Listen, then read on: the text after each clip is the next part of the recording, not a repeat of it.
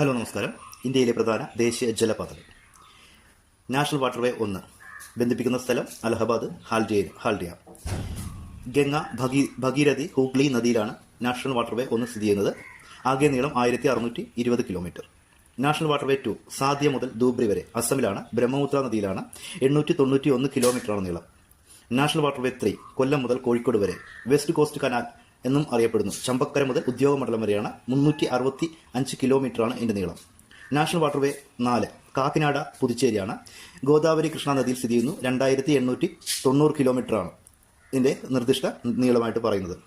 National waterway 5 താൾച്ചർ മുതൽ ധാമ്ര വരെ ഒഡീഷ പശ്ചിമ ബംഗാൾ സംസ്ഥാനങ്ങളെ ബന്ധിപ്പിക്കുന്നു.